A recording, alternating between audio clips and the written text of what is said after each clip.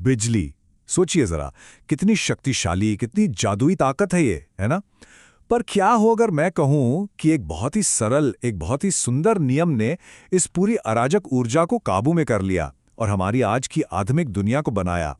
जी हां, एक ऐसा नियम जिसने सब कुछ बदल दिया। तो सवाल ये उठता है कि आखिर हम किसी ऐसी चीज को नियंत्रित कैसे करते हैं जिससे हम देख तक नहीं सकते। यही वो सवाल है जो हमें उस शानदार नियम तक ले जाता है, और आज हम उसी की कहानी को समझने की कोशिश करेंगे। और उस नियम का नाम है ओम्स लॉ, यानी ओम का नियम।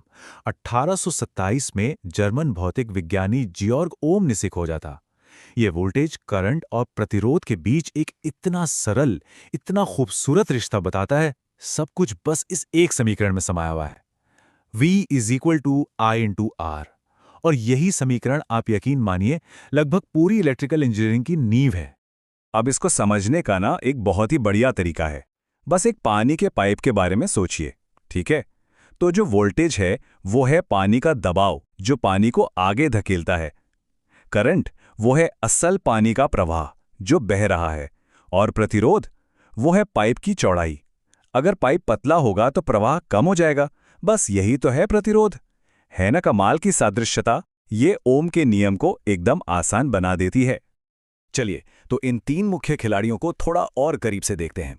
सबसे पहले है वोल्टेज, जिसे हम वोल्ट में नापते हैं। ये है वो धक्का देने वाली शक्ति। फिर आता है करंट, जिसे हम एम्पियर में नापते हैं। ये है असल प्रवाह। और आखिर में है प्रतिरोध, जिसे ओम में नापा जाता है, जो प्रवाह को रोकता है।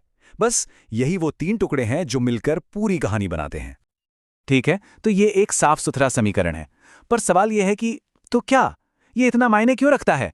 खैर, पता चलता है कि ये लगभग हर चीज के लिए मायने रखता है। इस एक अकेले नियम ने सचमुच वो दुनिया बनाई है जिसमें हम आज जी रहे हैं। अपने घर में जरा नजर दौड़ाइए। आपका टोस्टर, फोन चार्जर, आपका टीवी, हर एक उपकरण, ये सब ओम के नियम का इस्तेमाल करके ही डिजाइन किए गए हैं।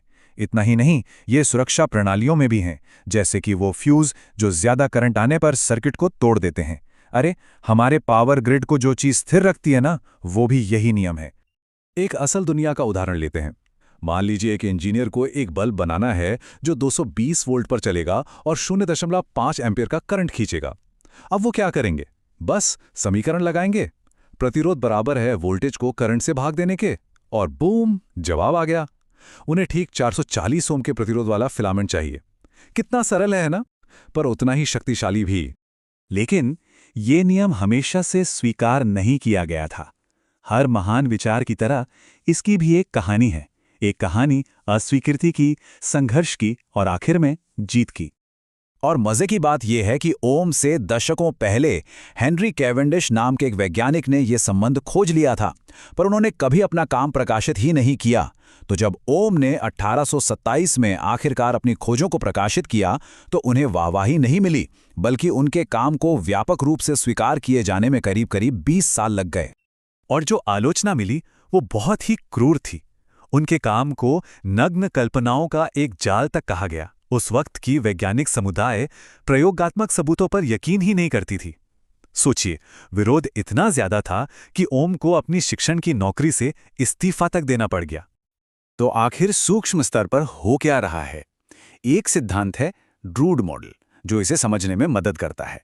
कल्पना कीजिए कि इलेक्ट्रॉन छोटे छोटे पिनबॉल हैं जो एक तार से गुजर रहे हैं। वो बार बार परमाणुओं से टकराते हैं और यही टक्कर उन्हें धीमा कर देती है। बस यही है प्रतिरोध। और जो वोल्टेज का दबाव है वो उन्हें एक दिशा में धकेलता है, जिससे एक समग्र प्रवाह बनता है जिसे हम करंट कहते हैं। लेकिन क्या ओम का नियम हमेशा हर जगह लागू होता है? जैसा कि विज्ञान में अक्सर होता है, कहानी में एक छोटा सा मोड़ है। देखिए, मुख्य बात यह है कि ओम का नियम कोई प्रकृति का मौलिक नियम नहीं है जैसे गुरुत्वाकर्षण है। ये एक अनुभवजन्य नियम है।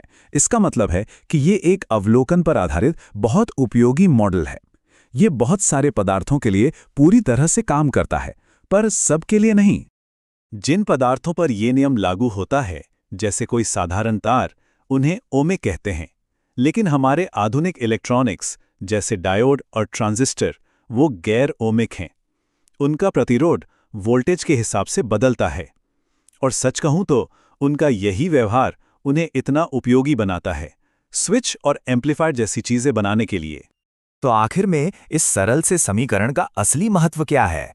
इसे पूरी तरह से सराहने के लिए चलिए एक विचार प्रयोग करते हैं। जरा सोचिए एक ऐसी दुनिया के बारे में जहां वोल्टेज, करंट और प्रतिरोध के बीच कोई विश्वसनीय, कोई पूर्वानुमानित रिश्ता ही ना हो। क्या होगा तब? एक शब्द में कहूं तो अराजकता, पूरी तरह से अराजकता। बिजली एक अप्रत्याशित खतरनाक शक्ति बन जाएगी। कोई कंप्यूटर नहीं, कोई फोन नहीं, कोई इंटरनेट नहीं। फ्यूज जैसी सुरक्षा उपकरण बनाना असंभव हो जाएगा। हमारी पूरी तकनीकी सभ्यता जो भविष्यवाणी पर टिकी है, वो होगी ही नहीं। V=IR, वो लंगर है जो सब कुछ संभाल कर रखता है। और ये हमें सोचने पे मजबूर करता है ना? कि ऐसे और कितने सरल, सुंदर नियम हैं जो हमारी दुनिया को चला रहे हैं और शायद हम उन्हें पूरी तरह से समझते भी नहीं। ओम के नियम की कहानी हमें एक बात तो जरूर याद दिलाती है कि सबसे गहरे सच अक्सर सबसे सरल समीकरणों में ही छिपे होते हैं।